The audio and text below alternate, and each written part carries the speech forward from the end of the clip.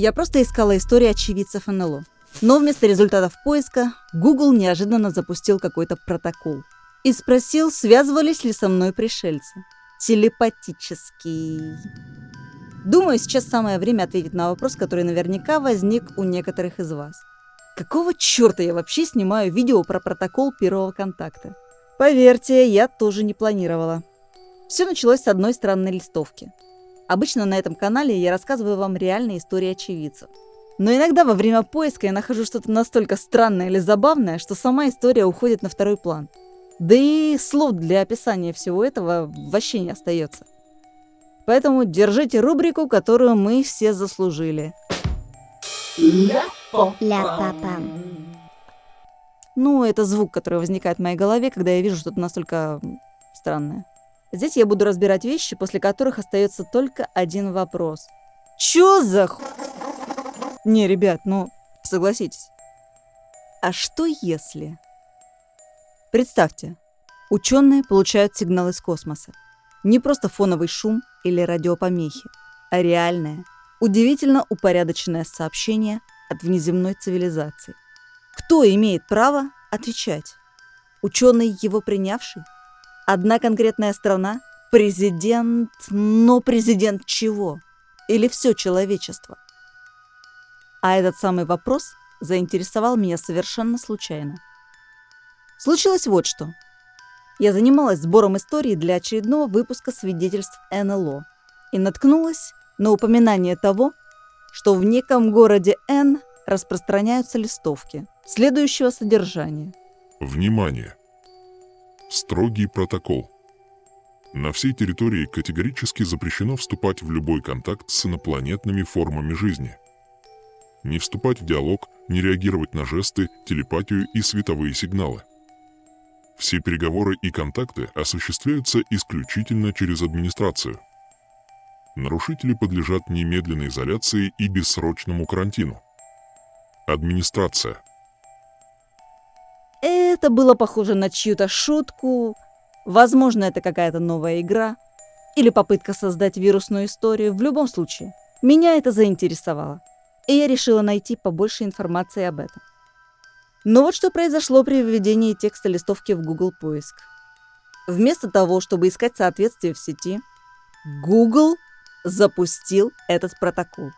Он начал задавать вопросы не о тексте, а обо мне. Он выдал список инструкций безопасности, уточнял, связывались ли со мной внеземные существа и был ли у меня несанкционированный контакт.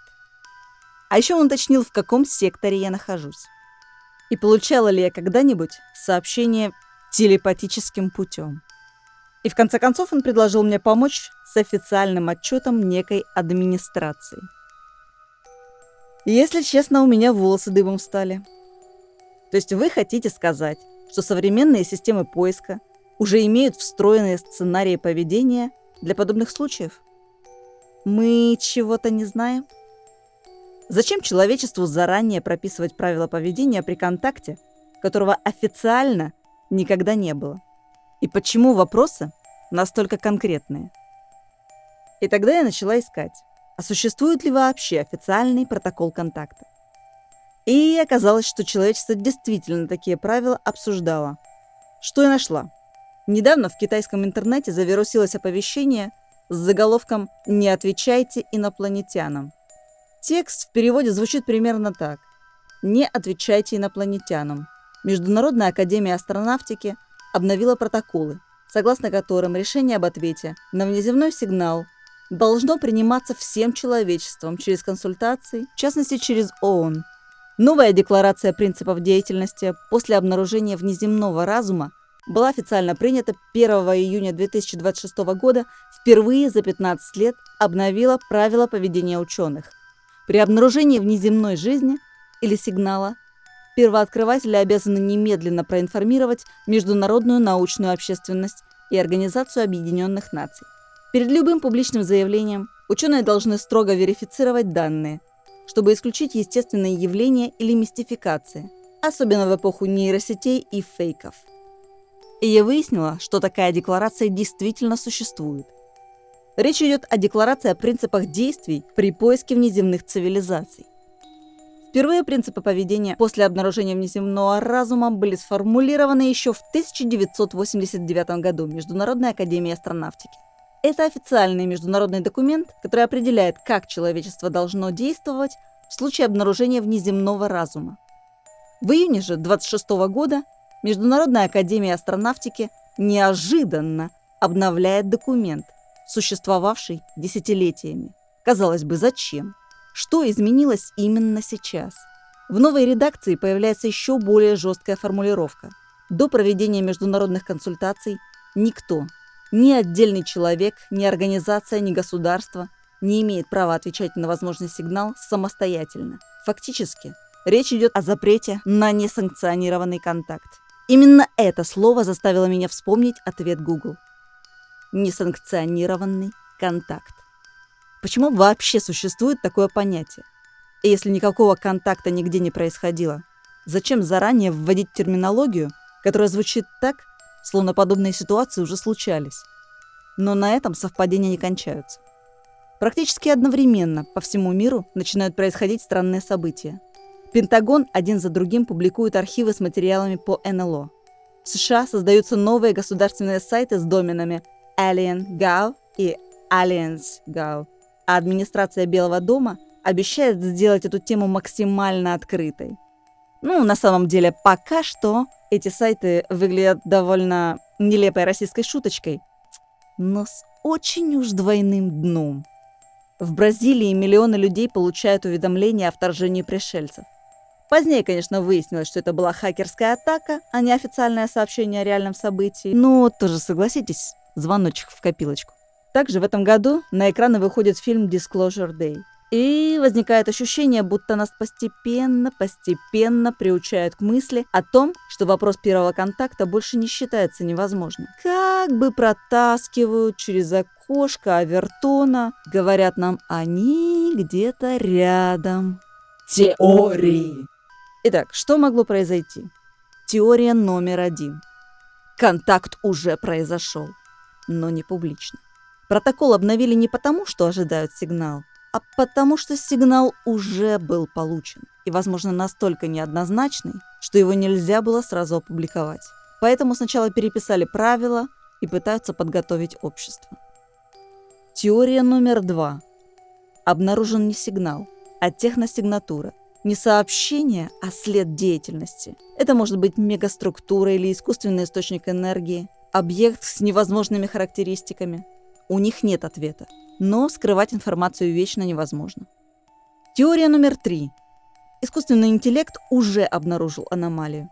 Сегодня огромную часть научных данных анализирует искусственный интеллект. Современные алгоритмы анализируют такие большие объемы космических данных, для обработки которых человеку понадобятся десятилетия. И, возможно, именно ИИ обнаружил некую закономерность, которую ученые пока не могут официально подтвердить, но документы заранее обновляют. Теория номер 4. Главная опасность не инопланетяне, а люди.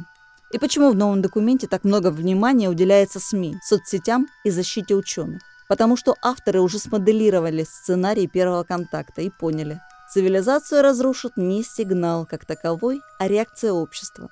Биржи рухнут, религиозные организации расколются, государства начнут обвинять друг друга, появятся сотни фейков, апокалипсис. Слабенькая теория, мне не нравится. Теория номер 5. Кто-то уже пытался ответить. Самый странный пункт документа – запрет отдельным государствам или организациям отвечать самостоятельно. А зачем запрещать то, что никто не собирался делать? Я думаю, уже кто-то пытался отправить ответ, и теперь подобные действия решили взять под международный контроль. Теория 6. Документ адресован не нам. Это довольно безумная версия. Документ публикуют открыто не для человечества, а для тех, кто наблюдает за нами. Это демонстрация того, что Земля способна действовать по единым правилам и не допустит хаотичного ответа отдельных стран. Пиу-пиу. Теория номер 7. Окно контакта открывается. Некоторые исследователи считают, что контакт возможен только в определенные периоды развития цивилизации. Появление искусственного интеллекта, глобального интернета и космических технологий означает, что человечество прошло определенный порог, и сам протокол – это не начало подготовки, а сигнал о том, что этот порог уже пройден, и мы готовы. Теория номер 8. Настоящий протокол засекречен. Опубликованный документ – лишь публичная версия. Настоящие инструкции, если они существуют, находятся у военных, разведывательных структур, а обнародованный текст нужен лишь для того, чтобы создать видимость прозрачности, в то время как реальные действия давно расписаны в закрытых документах. Теория 9. Идет подготовка общественного сознания. Классическая теория disclosure. Никто открыто не объявит «мы нашли инопланетян». Вместо этого людей постепенно приучают к теме. Публикация Пентагона, фильмы вроде Disclosure Day, обновление международного протокола, новости о поиске внеземной жизни, увеличение количества материалов о НЛО. Каждый шаг сам по себе выглядит довольно безобидно, но все вместе формирует новую норму. И отсюда мы переходим плавно к следующей теории. Теория номер 10. Их нет. Нас готовят не к контакту, а к изменению картины мира. Никаких пришельцев нет, никакого скрытого контакта тоже нет. Но зачем тогда десятилетиями создавать протоколы, постепенно выводить эту тему из области фантастики в официальное поле? В 1990-х годах канадский журналист Серж Монаст представил теорию Project Blue Beam. Согласно этой конспирологической версии, в будущем может быть создано искусственное глобальное событие с использованием современных технологий, чтобы заставить людей поверить в нечто, чего на самом деле не существует. Одна из частей этой теории связана с возможной инсценировкой контакта с внеземной цивилизацией. В рамках этой теории предполагается, что цель может быть не в контакте с внеземной цивилизацией, а в создании события, которое даст возможность изменить мировой порядок. Сценарий выглядит так. Человечеству показывают общую угрозу, перед лицом которой отдельные страны становятся менее важными, а необходимость глобального управления начинает казаться естественной. В этой версии инопланетный фактор нужен не потому, что кто-то прилетит, а потому что внешний враг, реальный или созданный, является самым мощным инструментом объединения людей вокруг единого центра принятия решений. Именно поэтому сторонники этой теории обращают внимание не только на саму тему НЛО, а на то, что вокруг нее формируется. Международные правила, контроль информации, единые протоколы и, конечно, главный вопрос о том, кто будет говорить от имени всего человечества. Но, конечно, все это остается только теорией. На сегодняшний день нет доказательств ни существования контакта, ни существования какого-либо глобального плана, только теории. И если вам понравился такой формат выпуска, подписывайтесь, ставьте лайк, делитесь своими версиями в комментариях. А с вами была Истинная Правда. До скорых встреч. Пока.